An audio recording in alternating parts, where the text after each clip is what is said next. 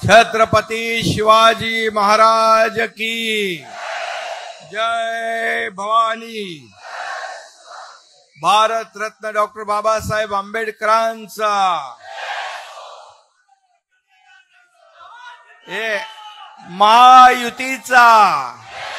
महायुतीचा आता विधानसभेच्या निवडणुका जिंकेपर्यंत काय महायुतीचा।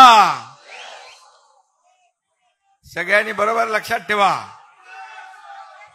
आजच्या झालं परत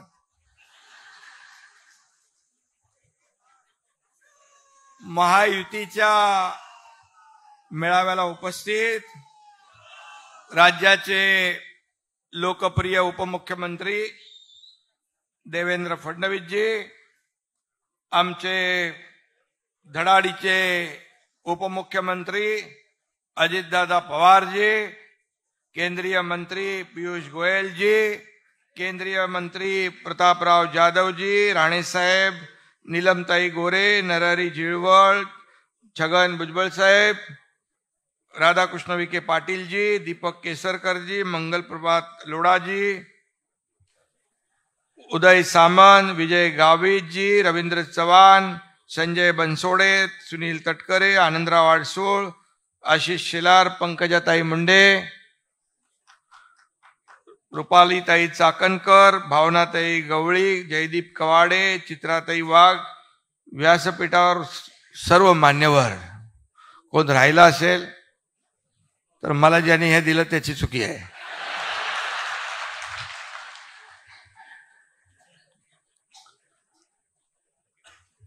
खरं म्हणजे आज खालचं पण सभागृह भरलंय, फर्स्ट सेकंड थर्ड सगळं भरलेलं आहे आणि बाहेरही आहेत। बाहर इससे ज्यादा है। अच्छा, बाहेर याच्यापेक्षा जास्ती आहे, स्क्रीन लावली ना पण। अगदी शॉर्ट नोटीसवर एवढ्या मोठ्या संख्येने महायुतीचे कार्यकर्ते उपस्थित झाले, त्याबद्दल मी आपल्या सगळ्यांचं मनापासून स्वागत करतो, मनापासून आपल्याला धन्यवाद देतो। सर्व खासदार आहेत, सर्व आमदार आहेत, पदाधिकारी, सर्व जिल्हा प्रमुख, जिल्हाध्यक्ष, तालुकाध्यक्ष, शहराध्यक्ष, महिला आघाडी, युवा सेना, सर्वच कार्यकर्ते। मगाशी देवेंद्रजींनी, अजितदादांनी पण आपल्या टीम इंडियाचं अभिनंदन केलं, मी टीम इंडियाचं अभिनंदन करतो। अतिशय आपण काल त्यांचं विधान भवनामध्ये स्वागत केलं, अभिनंदन केलं आणि देवेंद्रजी म्हणाले की कधी काय कोण आउट होईल, कधी कोण सरकार बनवेल, काहीच पता नसतो। खरं म्हणजे त्यांनाही माहीत नव्हतं की महाविकास आघाडीचं सरकार स्थापन होईल, कारण लोकांनी, जनतेने कौल दिला होता महायुतीला, परंतु महाविकास आघाडीला माहीत नव्हतं की आपलं सरकार जाईल आणि महायुतीचं सरकार येईल। त्यामुळे मी आपल्याला एक शेर ऐकवतो।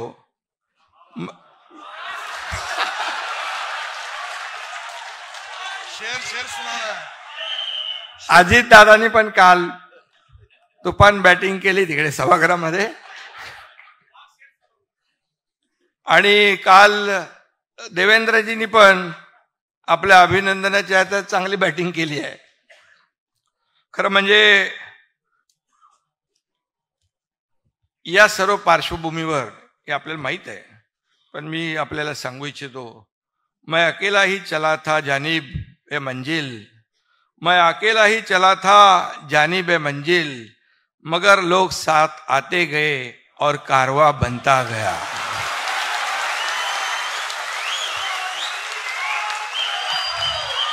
अरे अभी अपना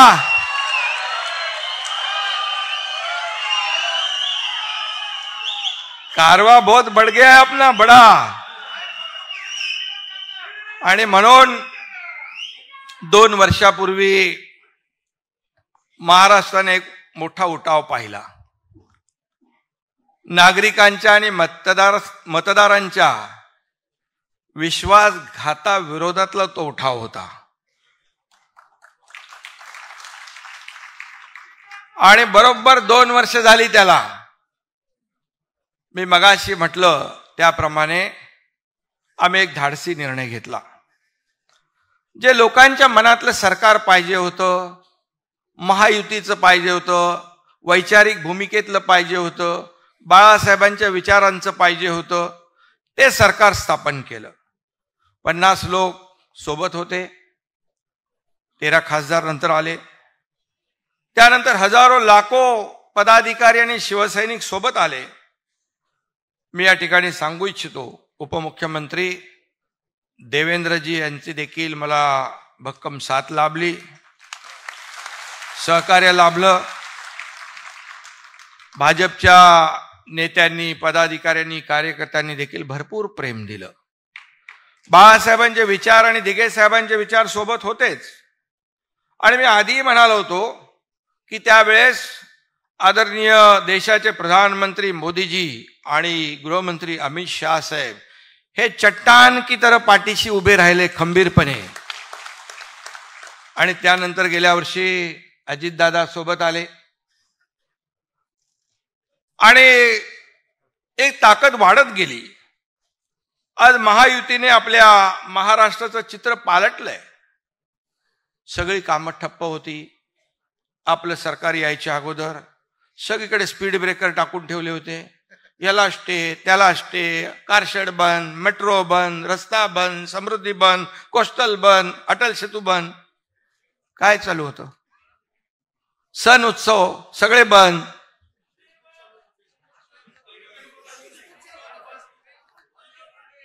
एकच चालू होतं, फेसबुक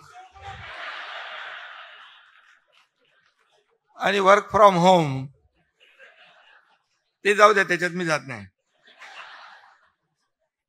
आणि आपण आल्यानंतर खरं म्हणजे एक आनंदाचं वातावरण निर्माण झालं. पहिला गोविंदाचा सण होता, दहीहंडी होती. सगळे निर्बंध हटवून टाकले आम्ही. सगळे मुलं तरुण रस्त्यावर आले आणि आपला सण जोरदारपणे साजरा झाला. गणपती आले, जोरात झाले. नवरात्री आली, जोरात झाले. आणि गणपतीत पण कसले नियम बियम, बोले कसले पैसे घेताय, किती मिळणं दात करून पोट भरायचं काम बंद करा. सगळं निर्बंध हटवले.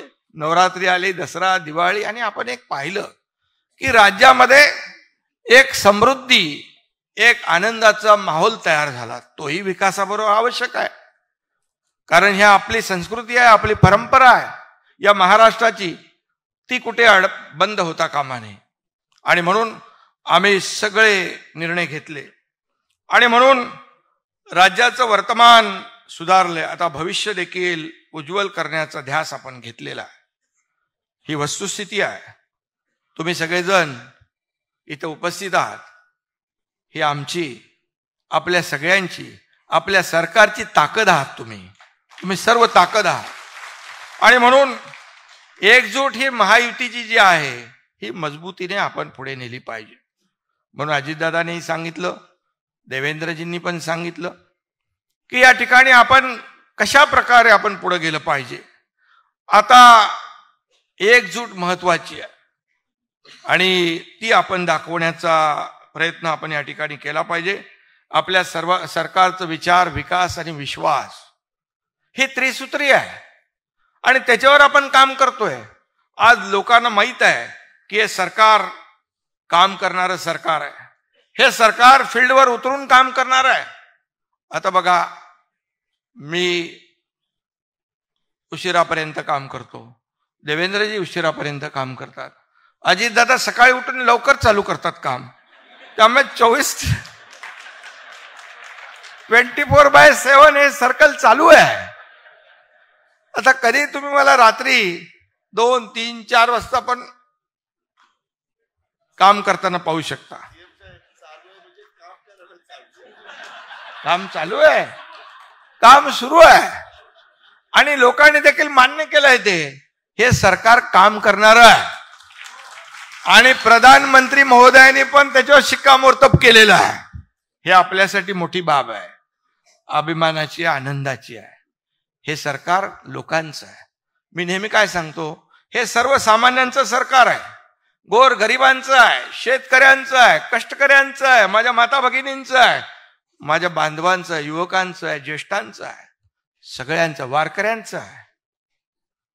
आणि हे सरकार जसं आपण सर्वसामान्यांचं म्हणतो तसंच गेले 2 वर्ष जर आपण पाहिलं तर आमच्या कॅबिनेटमध्ये एकही असा कुठलाही निर्णय वैयक्तिक लाभाचा आम्ही घेतला नाही.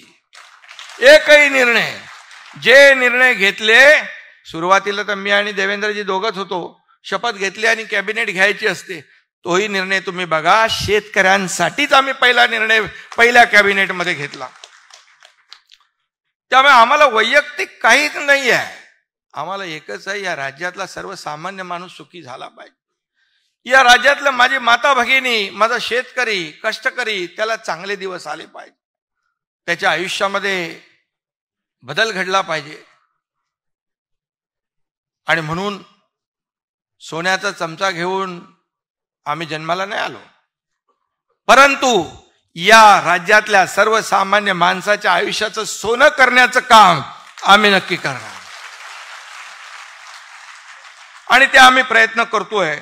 2 वर्ष कशी गेली कळली नाहीत, मोठा पल्ला गाठलाय. 2 वर्ष हा तसं बघायला गेला तर कमी कालावधी आहे. 2.5 वर्ष अगोदरची आणि 2 वर्ष ही जर तुलना तुम्ही केली तर सहज तुम्हाला कळेल की आम्ही कुठे किती निर्णय घेतले, काय निर्णय घेतले, कुणासाठी निर्णय घेतले, हे आपल्याला कळेल. आणि हेच निर्णय आपल्याला लोकांपर्यंत पोहोचवायचं आहे. किती विरोधकांनी आटापिटा केला, सरकार स्थापन झाल्यापासून सरकार पडेल, सरकार पडेल, सरकार पडेल. महिन्यात पडेल, 2 महिन्यात पडेल, पण सरकार काय पडलं नाही. पण सरकारची कामगिरी पाहून विरोधकांचे चेहरे मात्र पडले. आणि ज्या योजना आपण जाहीर केल्या कल्याणकारी परवाच्या दिवशी, त्या बघून तो विरोधकांचे चेहरे बघण्यासारखे होते, एकदम पांढरे फटाक झाले होते. काय करायचं, काय बोलायचं, काय टीका करायची हे सुचत नव्हतं त्यांना. त्यांना अनपेक्षित होतं, हे सगळं अपेक्षित नव्हतं. पण आम्ही तिघांनी ठरवलं होतं, एकदम मोठा मोठं म्हणजे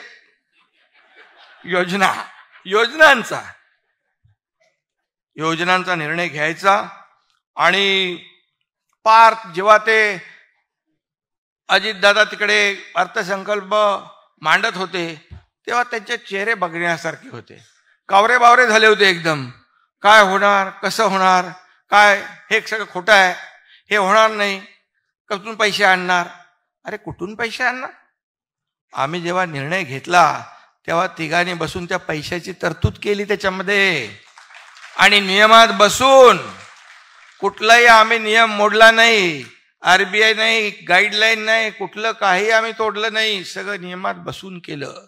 कारण आम्ही जे सरकारचे पैसे हे लोकांपर्यंत पोहोचले पाहिजे ही भावना आमच्या मनामध्ये आहे. स्वतःच्या घरात पैसे न्यायचं आम्हाला नाही, आम्हाला लोकांना द्यायचे आहे. आणि म्हणून त्या योजनामध्ये कसा खोडा घालायचा असं सगळं चालू झालं. आणि पैसे कुठून आणणार? मग राहुल गांधी म्हणाले होते, खट खटाखट 1 लाख भरा. ते बोलल्यावर लगेच ते सभागृहामध्ये त्यांना लागलं. मला त्यांच्यावर विश्वासच नाही ठेवला लोकांनी. खट खटाखट 1 लाख रुपये देणार म्हणाले, पण लोकांनी विश्वास ठेवला का? मोदीजींना पुन्हा प्रधानमंत्री बनवलं की नाही? व तुम्ही पेढे कसले वाटते येड्यासारखे? मोदीजी 3ऱ्यांदा हॅट्रिक झाले म्हणून पेढे वाटताय का? तुम्ही 3ऱ्यांदा हारायची हॅट्रिक केले म्हणून पेढे वाटताय? ठीक आहे, महाराष्ट्रामध्ये फेक नरेटिव्ह केलं, खोटं फसवलं, हे आरक्षण जाणार, संविधान बदलणार, आदिवासीचं आरक्षण जाणार, मुसलमानांना हे करणार, ते करणार, दलितांवर अन्याय करणार, दलितांचं आरक्षण जाणार, हे फसवलं तुम्ही. ठीक आहे, महाराष्ट्रामध्ये जागा कमी आल्या, परंतु एवढं आपल्याला आपण थोडे गाफील राहिलो, ही वस्तुस्थिती आहे. आणि आपले काही लोक सुट्टीचा आनंद घ्यायला गेले. बोले 3 दिवस सलग सुट्या येणारच आहेत ना, 400 पार, मोदीजी तर आणणार. अरे हमारा क्या होता है, आने वाला है.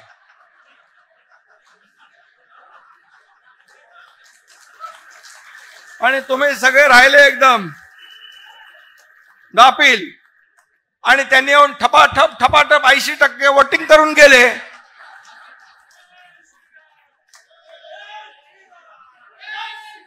म्हणजे बघा, याच्यातून शिकण्यासारखं आहे. तुम्ही जर 80% नाही 60% मतदान केलं असतं तरी सुद्धा आपल्या 40 जागा आल्या असत्या.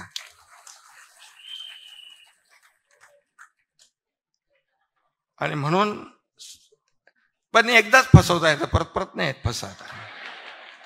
आणि एकदाच माणूस फसतो. आता शाणे झालो आपण सगळे. झालात ना तुम्ही पक्का. आणि म्हणून मोदीजी प्रधानमंत्री झाले. आता आपल्याला देशाला पुढे नेतील. कारण शेवटी आज कोणीतरी म्हणालं मोदीजींवर काय भ्रष्टाचाराचा आरोप केला. बोले कोण नाना पटोले का काहीतरी म्हणाले भ्रष्टाचारचे काय सरदार, भ्रष्टाचाराचे सरदार. अरे तुम्हाला बोलायचा अधिकार आहे का? हा, डोक्यावर पडलाय कशावर पडलाय? नाही, अरे तुम्ही त्याच्यामध्ये आरोप करता. तुमच्या बुडाखाली काय जळते ते पहिलं बघा. तुम्ही पहिलं तर आत्मपरीक्षण करा. बोपोर पासून चाऱ्यापर्यंत सगळे शेणात पण पैसे खाल्ले तुम्ही. कोळसा सगळे खाल्ले ना. मोदीजींवर 10 वर्षात एक तरी भ्रष्टाचाराचा डाग लागलाय का? लागलाय का? तुम्हाला अधिकार काय? आणि म्हणून तो जाऊ दे, त्याचं काय नाव घेतो.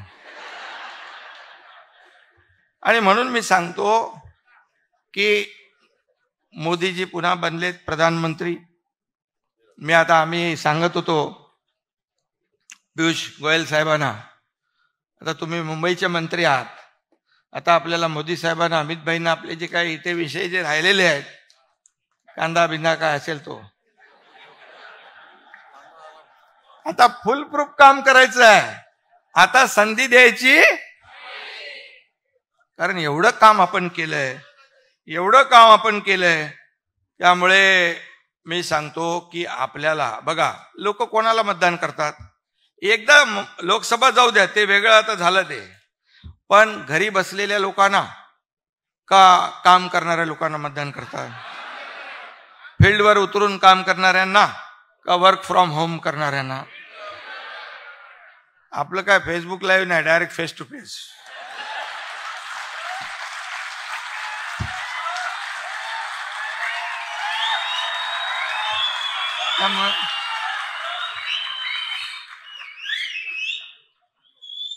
तरी गाफील राहू नका. आता एकदा आपल्याला मार पडली आहे, आता आपल्याला ताक पण तो फुंकून प्यायचं आहे. कारण बघा, आपण एवढी कामं केली आहेत ना. आता किती 1 लाख कोटीचं काय दादा? 1 लाख कोटीचं ना. 1 लाख कोटी, जवळपास 90,000च्या दरम्यान आपण या योजना केल्या शेतकऱ्यासाठी. बघा, तुम्हाला मी सांगतो, हे विरोधक किती खोटं सांगतात. शेतकऱ्याला काय दिलं? शेतकऱ्याच्या तोंडाला पानं पुसली. अरे आतापर्यंतच्या इतिहासात 2 वर्षामध्ये शेतकऱ्यांचा जो काही नुकसान भरपाई आहे, अवकाळी पाऊस आणि गारपीट, याच्यामध्ये अवकाळी आणि गारपीट याच्यात आपण 15,000 कोटी रुपये दिले. 15,000 कोटी. आपण NDRFचे निर्णय बदलले, दुप्पट केले. 2 हेक्टरचे 3 हेक्टर केले. सततच्या पावसामध्ये होणारं नुकसान मिळत नव्हतं, ते आपण द्यायला लागलो. गोगलगायनी केलेलं नुकसान कधी मिळत होतं, ते आपण द्यायला लागलो. आज 1 रुपयामध्ये पीक विमा योजना कधी मिळत होती, ती आपण सुरू केली. मोदी साहेबांनी 6,000 रुपये दिले वर्षाला, त्याच्यामध्ये 6,000 रुपये आणखी आपण भर टाकली. 12,000 रुपये शेतकऱ्याला वर्षाला चालू झाले आता आपल्याकडे. अशा योजना आपण केल्या. 45-50,000 कोटीच्या योजना केल्या. आणि महाविकास आघाडीने जे रेग्युलर कर्जफेड करणाऱ्याला 50,000 रुपये इन्सेंटिव्ह देणार म्हणून घोषणा केली. पैसे दिले का? पैसे आपल्या सरकारने दिले, आपण देतोय, आपण सुरू केले ते. म्हणजे ही घोषणा करायच्या आणि त्याची पूर्तता कुणी करायची? मग तुम्ही आमच्यावर कसं बोलू शकता? आणि म्हणून हे जे काय आज शेतकरी आपला अन्नदाता आहे, त्याला आता आपण दिलं. आज शेती पंपाला आपण वीज माफ करून टाकली. जो मागेल त्याला सोलर. का तुमच्या पोटात दुखतंय? आज शेती पंप करा शेतकरी हा बळीराजा. तुम्ही एवढ्या योजना जर यापूर्वी केल्या असत्या तर बळीराजावर आत्महत्या करायची पाळी आली नसती. याला जबाबदार कोण?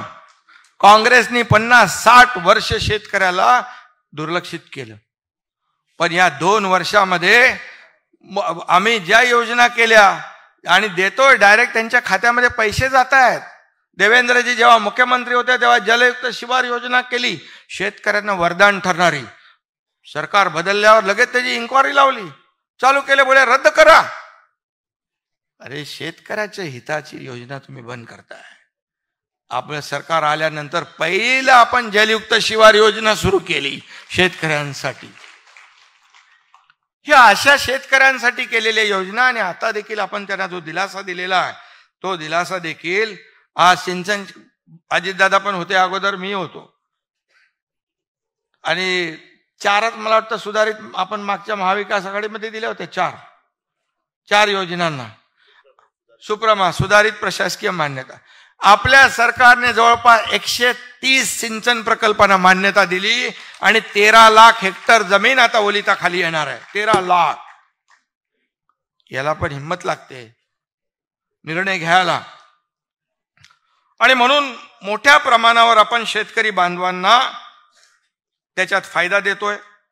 आणि शेतकरी बांधव जो आहे, काय शेतकऱ्याचं दुःख कोणाला कळणार? आपल्यालाच कळणार. मी गावाला गेलो की बोले हेलिकॉप्टरने जाऊन शेती करतो. अरे काय गाडी चालवत जाऊ 8 तास 10 तास? 8-10 तासात मी तर 10,000 फाईल सह्या करेन.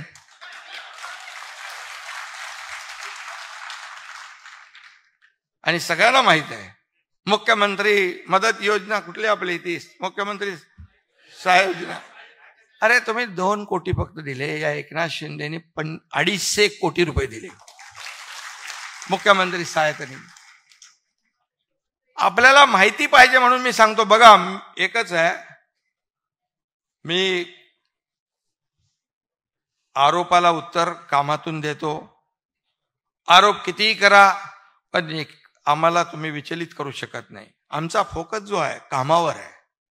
पण हे काय जे झालंय घडलंय ते तुम्हाला कळलं पाहिजे म्हणून सांगतोय मी. आणि म्हणून शेतकऱ्यालाच शेतकऱ्याचं दुःख कळतं.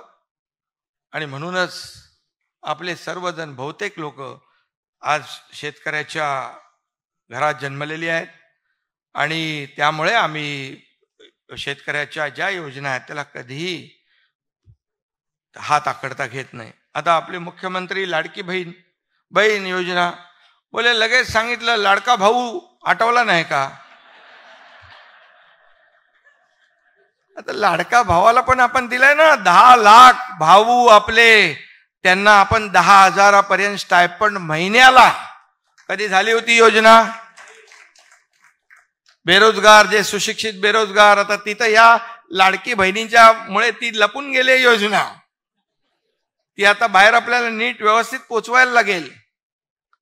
तर भावांच्या बद्दल प्रेम कधी असू शकतं, कसं असू शकतं? भावाच्या बद्दल जाऊ द्या, मी बोलत नाही. आणि म्हणून कुणी बोलावं. आज आपण 2.5 कोटी आपल्या भगिनींना, मी आपल्याला सांगतो 2.5 कोटी म्हणजे आकडा मोठा आहे. मगाशी देवेंद्रजींनी सांगितलं, अजितदादांनी सांगितलं की कशी आम्ही सोपी करतोय. आता त्यांना असं वाटतंय की ही योजना होऊच नये. आता मला सांगा, पहिले तो विरोध केला आणि मगाशी देवेंद्रजी पण म्हणाले की बाबा ते पण आता सगळीकडे फिरायला लागले. मुंबईतल्या शाखांवर आपल्या नाही बोर्ड लागलेत, मुख्यमंत्री माझी लाडकी बहीण योजना.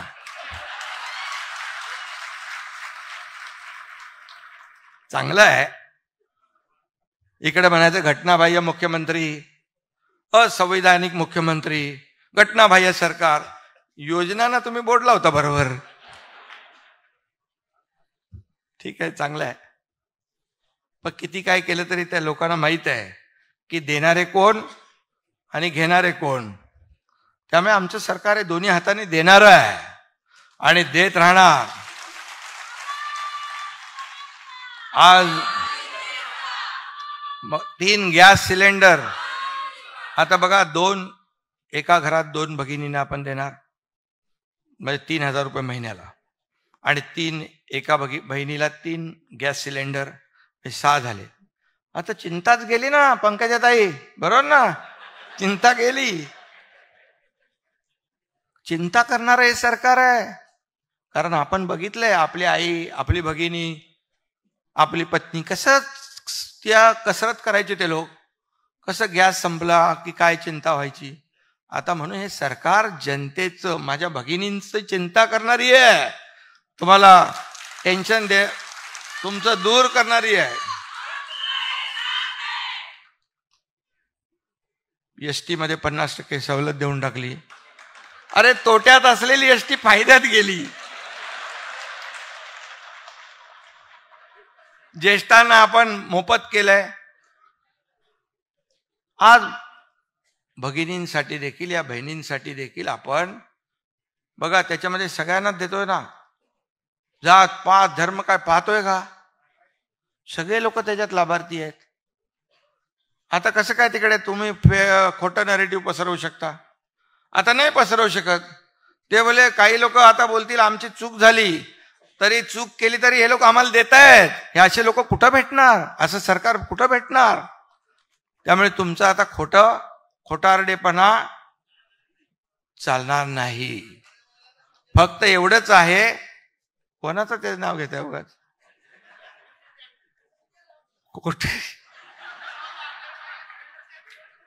खोटा बोला पण रेटून बोला, हे आता चालणार. पण तुमचं काम आहे की हे सगळं तुम्ही पोचवलं पाहिजे. मगाशी भगिनींबद्दल देवेंद्रजी पण बोलले, ते काय सख्खे भाऊ इकडे आहेत, सावत्र भाऊ तिकडे आहेत. सावत्र भाऊ पण आता क्रेडिट घ्यायला लागलेत, आम्हीच देतोय. सगळ्या आमच्या बहिणी हुशार आहेत. त्यांना माहिती आहे कुठला भाऊ देणार आहे आणि कोण देणार आहे आणि कोण देतोय.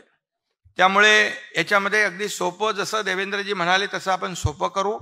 सेल्फ डिक्लेरेशन करू आणि त्याच्यामध्ये फटाफट, खटाखट नाही, पटापट त्यांच्या खात्यात जाऊ दे. गरिबी हटाव, गरिबी हटाव. काँग्रेस किती वर्ष बोललो, गरिबी हटली का? गरीब हटला, गरिबी नाही हटली. पण मोदीजींनी पटापट 25 कोटी लोकांना गरिबीच्या वर आणलं की नाही? आता बघा, राजीव गांधीच एकदा बोलले होते, केंद्रातून 1 रुपया आला की शेवटच्या माणसापर्यंत 15 पैसे पोचतात. 15 पैसे म्हणजे मधले 85 पैसे कुठे जातात? हे कोण बोललं? राजीव गांधी बोलले. आता जर ते सरकार असतं तर हे 1500 रुपये आपण थेट देतोय डायरेक्ट, म्हणजे 3000 रुपये महिन्याला, 18,000 रुपये, 18 दुने 36,000 रुपये एका घरात, हे डायरेक्ट. आता दुसरं सरकार असतं तर किती? 15%च गेले असते.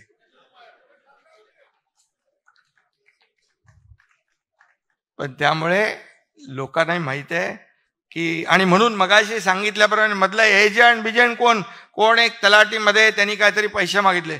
मी कलेक्टरला फोन केला, त्याला बोलो डायरेक्ट सस्पेंड कर. सस्पेंड करून थांबू नको, त्याला जेलमध्ये टाक, डायरेक्ट त्याच्यावर FIR लॉन्च कर.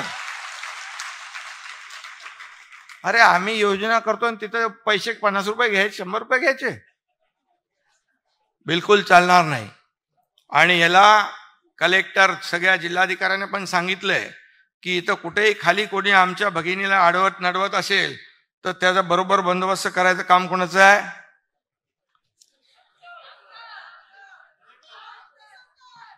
नाही, तुम्हाला पण कोण भेटला असं तर त्याचं आपल्या पद्धतीने करायचं. ते शेवटी पैसे आपल्या भगिनीच्या खात्यात गेले पाहिजेत, हा आपला उद्देश आहे. आता बघा, 3 पक्ष 4 पक्ष आपलं महायुतीत आहेत. उद्देश आपला काय? आपल्या लाडक्या बहिणीच्या खात्यात पैसे पोचवणे. आणि म्हणून चिंता करू नका, तुमचे इथे भाऊ बसलेले आहेत, त्यामुळे टेन्शन घेऊ नका. काल सोशल मीडियावर मी एक व्हिडिओ बघितला. त्यामध्ये एक मुलगी आपल्या वडिलांना सांगत होती, माझ्या आईला काही बोलायचं नाही बरं, ती मुख्यमंत्र्याची बहीण आहे, लक्षात ठेवा.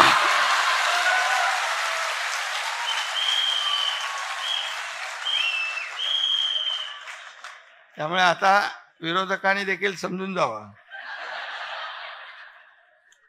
आज एक माहोल बनलाय, चांगलं वातावरण झालंय. बघा, तुम्हाला पण थोडंसं नैराश्य आलं होतं लोकसभेनंतर, पण केलं की नाही करामत? आम्ही लोकांनी जादू केली की नाही? आता हे पोचवायचंय लोकांपर्यंत, घराघरामध्ये. हे काम तुमचं आहे. ही योजना जी आपण ज्या योजना केल्या, मुख्यमंत्री लाडकी बहीण, मुख्यमंत्री अन्नपूर्णा योजना 3 सिलेंडरची, दुसरं आपण शेती पंपाचं वीज बिल माफ केलं ती, त्याचबरोबर मुलींचं शिक्षण आपण 50% होतं ते 100% पूर्णपणे फी भरण्याचं उच्च शिक्षण. मी तुम्हाला सांगतो एक गोष्ट, मला 12:30 वाजता कळलं की एक मुलगी, त्या मुलीने आत्महत्या केली. का? 50% सरकार भरत होतं, 50% तिच्या वडिलांना देखील भरायची ऐपत नव्हती, त्यामुळे तिने आत्महत्या केली. मी 1:15 वाजता चंद्रकांत पाटलांना फोन केला. रात्री चंद्रकांत पाटलांनी फोन उचलला. मी त्यांना 1:15 वाजता सांगितलं, असं असं झालेलं आहे, तुम्ही ह्याच्यावर वर्कआउट करा आणि किती पैसे लागतात त्याला पूर्ण 100% माफ करण्यासाठी. आणि आपल्या सरकारने ते 100% मुलींचं शिक्षण मोफत केलेलं आहे. हे पहिलं राज्य आहे. आणि त्यामुळे आपण सगळं जे आहे याच्यामध्ये मुलींचं शिक्षण, आता मुलांना आपण 50% देतोय. मुलांना आता आपण 10,000 रुपयापर्यंत ती आपण अप्रेंटिसशिपचे देतोय. आज वारकरी संप्रदाय जो आहे, पंढरीचा वारी चालल्यात, त्याच्यामध्ये आपण सांगितलं की पहिल्यांदा प्रत्येक दिंडीला 20,000 रुपये एक आपण अनुदान दिलं. लगेच पोटात दुखायला लागलं. बोले हे काय वारकऱ्यांना? अरे ते समाज प्रबोधनाचं काम करतात, दिंडीमध्ये पर्यावरण हे ते विषय घेऊन जातात. आणि वारकरी हा या राज्याचा एक प्रमुख घटक आहे. तुम्ही तर दिलं नाही, पण तुम्ही त्यांच्यावर टीका करायला लागले, सरकारवर टीका करायला लागले. वारकरी बरोबर निवडणुकीत तुमच्यावर करतील काय? त्यामुळे त्यांना त्यांची जागा दाखवतील. त्यानंतर अनेक योजना आपण केल्या. हे सगळे जे योजना आहेत, या सर्व योजना आपण त्यांच्यापर्यंत पोहोचवल्या पाहिजे. आपण सरकारने घेतलेले निर्णय, खास आजची बैठक जी, आजची ही आपली मीटिंग आहे, सभा, फक्त आणि फक्त केवळ आपल्या योजना लोकांपर्यंत, घराघरापर्यंत पोहोचवण्यासाठी आहे. कार्यकर्ता घरात नाही तर लोकांच्या दारात शोभून दिसतो, हे लक्षात ठेवा आपण. कारण शेवटी तुम्ही एक ताकद आहात आपली. सगळे लोक मगाशी म्हणाले महिला भगिनींची जास्ती जबाबदारी आहे, कारण डायरेक्ट किचन पर्यंत जातात, बांधव थोडे बाहेर थांबतात. मग दोघांनी काम करायचं आपल्याला. सगळ्यांनी या ठिकाणी आपल्याला ह्या योजना ज्या आहेत, या योजना आपण लोकांपर्यंत पोहोचवल्या पाहिजे. त्यासाठी ही आपली योजना आहे. त्याचबरोबर मी एक दुसरी आपली योजना, एक मुख्यमंत्री तीर्थदर्शन योजना पण केली. कारण काही आमदार, काही नगरसेवक आपल्या मतदारसंघातले यात्रेकरू, ज्यांना सगळ्यांना शक्य होत नाही यात्रा करणं, मग ते घेऊन जायचे रेल्वेने, बसमधून. आणि मग आपल्या मला वाटतं आमदार प्रताप सरनाईक, राम कदम वगैरे, प्रकाश सुर्वे, या सगळ्यांनी सांगितलं मला की बाबा हे करा. तर ती एक योजना केली, मुख्यमंत्री तीर्थदर्शन योजना ज्येष्ठांसाठी. तर 4 धामा जावे आणि आयुष्य धन्य व्हावे, अशा प्रकारची ती योजना. त्याच्यामध्ये पण ही योजना आपल्या विधानसभेच्या निवडणुका झाल्यानंतर विरोधी पक्षाला पण कामाला येईल. तेही तिकडे तीर्थाटनाला जातील. त्यामुळे देवदर्शनाला ज्यांना जायची इच्छा आहे ते देखील जाऊ शकतात. आणि खऱ्या अर्थाने मी सगळ्या योजनांच्या अगोदर आपल्या दोन्ही उपमुख्यमंत्र्यांनी माहिती दिलेली आहे. मी फक्त एवढंच आपल्याला सांगतो की अटीतटीची जी काही आपली सर्वसामान्यांना चांगले दिवस आणणे, त्यांच्या आयुष्यामध्ये बदल घडवणे, त्यांना त्यांचं जीवन सुखकर करणे, यासाठी आपला हा प्रयत्न आहे. त्यामुळे ही जी लढाई आहे या फेक नरेटिव्हवर मागच्या वेळेस त्यांनी काही प्रमाणामध्ये यश मिळवलंय, परंतु तुम्ही आता जागृत आहात. या सर्व याला ताबडतोब तिथल्या तिथे उत्तर द्यायचं आहे. हे खोटं आहे, हे खरं आहे, ही जबाबदारी कार्यकर्त्यांची आहे आणि ती आपण पार पाडली पाहिजे. आणि ही जर पार पाडली तरच मग आपण त्यांचे मनसुबे जे आहेत ते धुळीस मिळवू शकतो. त्यांना आपण मगाशी सांगितलं की आपण फक्त किती 20 लाख मतं मिळवली तर आपण किती 220 लाख मतं आपल्याला भारी आहेत का? आता बघा मी तुम्हाला उदाहरण सांगतो. आम्ही उबाटा आणि आम्ही समोर समोर 13 जागा लढलो, 7 जागा पण जिंकलो, धनुष्यबाण 7 जागा. आणि 2 लाख मुंबईमध्ये आपण त्यांच्यापेक्षा जास्ती मतं घेतलेली आहेत. 2 लाख मुंबईमध्ये. हे आता जे काही दुसरी जी वोट बँक काँग्रेसची इकडून तिकडून जमा झाली आहे, थोडी सूज आली आहे, ती सूज निघून जाईल. आणि नक्की यामध्ये आपल्याला त्याच्यामध्ये यश मिळेल. कारण या ज्या काही कल्याणकारी योजना ज्या आहेत त्या आपण घराघरामध्ये पोहोचवण्यासाठी जीवाचं रान केलं पाहिजे, रात्रीचा दिवस केला पाहिजे. प्रत्येक जिल्हा, प्रत्येक तालुका, प्रत्येक गाव, ग्रामपंचायत इथपर्यंत आपण गेलं पाहिजे. शेवटी तुम्हाला काय काम दिलंय? काम म्हणजे तुम्हाला सरकारने 2 वर्षामध्ये एवढी कामं केलीत की तुम्ही ताट मानेने त्यांच्या समोर जाऊ शकता. तुम्हाला खाली बघण्याची आम्ही काम ठेवलं नाही. सरकारने हे जे निर्णय घेतलेत हे तुम्ही त्यांच्यामध्ये पोचवले पाहिजे, तरुणापर्यंत पोचवलं पाहिजे. शेतात जे काही घाम गाळणारा बळीराजा आहे त्याच्यापर्यंत पोचल्या पाहिजेत. आपल्या लाडक्या बहिणीपर्यंत पोचल्या पाहिजे. ज्याला आपण सुशिक्षित बेरोजगार आहे तरुण त्याच्यापर्यंत आपण पोचवल्या पाहिजे. हाच आपला उद्देश आहे आणि त्यासाठी आपण मेहनत करण्याची आवश्यकता आहे. आणि म्हणूनच मी आपल्याला एवढंच सांगतो की एकजुटीने, मगाशी पण सांगितलं, शेवटी निवडणुका आहेत, प्रत्येकाला निवडणूक लढवायची इच्छा असते. पण सरकार आल्यानंतर एखाद्याला तिकीट मिळेल, नाही मिळणार, आणि कुणाला किती जागा हे आपलं त्याच्यावर तुम्ही बिलकुल चर्चाही करता कामा नये. शेवटी सरकार आल्यानंतर सगळं मिळतंय, सगळी पदं मिळतात. सरकार आलं तर तुम्ही कसे मंत्रालयामध्ये येऊ शकता, सरकार आपलं नसलं तर काय करणार तुम्हाला?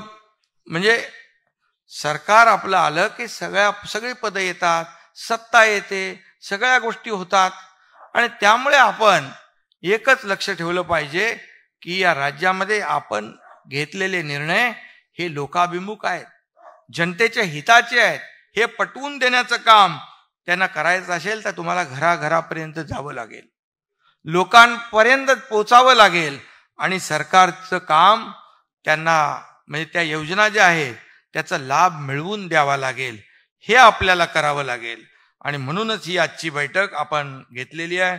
जसं आपल्याला आता हे केंद्राचंही, इथं पियुष गोयल जे आहेत, केंद्राचाही आपल्याला सरकारचा फायदा होईल. डबल इंजिन सरकारचा फायदा आपल्याला मागच्या वेळेस झाला. आपल्या अनेक योजना, आपले अनेक प्रस्ताव एकही पैसा कट न करता केंद्राने तसे मंजूर केले. त्यामुळे देखील आपण अनेक निर्णय घेतले. आज बघा अटल सेतू, आज बाळासाहेब ठाकरे समृद्धी महामार्ग, आज पुणे मिसिंग लिंक, आज कोस्टल हायवे, किती किती आपण प्रकल्प केले. नाना पटोले गेले बोले एवढे मोठी भेग पडली, कुठं?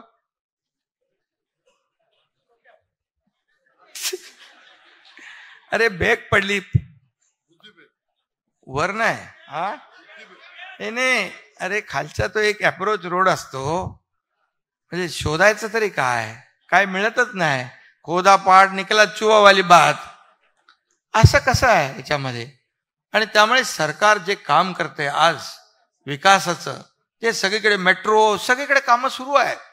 आणि म्हणूनच आपलं राज्य, मगाशी काय कुठला पुरस्कार मिळाला, हे आपल्या कृषी पुरस्कार, हे काय एकनाथ शिंदेचं काम नाही, आपल्या सगळ्यांचा हा पुरस्कार आहे. तुम्हाला मिळालेला पुरस्कार आहे, आमच्या सर्व सहकाऱ्यांना मिळालेला पुरस्कार आहे. आणि म्हणून गेल्या आपलं राज्य, काल या आकडेवारी दिली आपल्या देवेंद्रजींनी पण आणि अजितदादांनी, आपलं हे जे आपलं परदेशी गुंतवणूक पहिलं राज्य आहे, इन्फ्रास्ट्रक्चरमध्ये पहिला नंबर आहे आपला, GDP मध्ये आपण पहिला नंबर आहोत. आणि या सगळ्यामध्ये आपण जेव्हा महायुतीचं सरकार यायच्या अगोदर आपण 3ऱ्या नंबरवर होतो. आणि त्यामुळे आपल्याला ठासून सांगितलं पाहिजे, आपल्याला बिलकुल याच्यामध्ये जे आपण केलंय ते सांगितलं पाहिजे. आणि म्हणून मी एवढंच सांगतो, हे तुम्ही जर केलं ना तर त्यांच्या भूलथापांना कोणी बळी पडणार नाही, बिलकुल बळी पडणार नाही. लाडक्या बहिणीला आनंदाची ओवाळणी कोण कोणाला साथ देईल बहीण? कुठल्या भावाला देणार?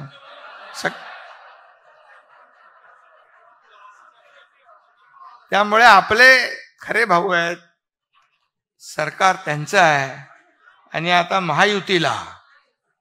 आणि म्हणून आपल्याला मी सांगतो, शेतकऱ्यांचा सन्मान करणाऱ्यांना साथ देतील ना, बेरोजगारांना नोकऱ्या देणाऱ्यांना साथ देतील ना.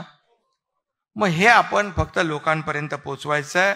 आणि हे आपण एवढं केलं, मला वाटतं येत्या निवडणुकीमध्ये विजय महायुतीचाच आहे. आणि म्हणून आपण एकजुटीने लढूया आणि एकजुटीने जिंकूया, एवढंच आपल्याला सांगतो. पुन्हा एकदा मी आपल्या सगळ्यांना मनापासून धन्यवाद देतो आणि आपलं सगळ्यांचं अभिनंदन करतो. धन्यवाद. जय हिंद, जय महाराष्ट्र.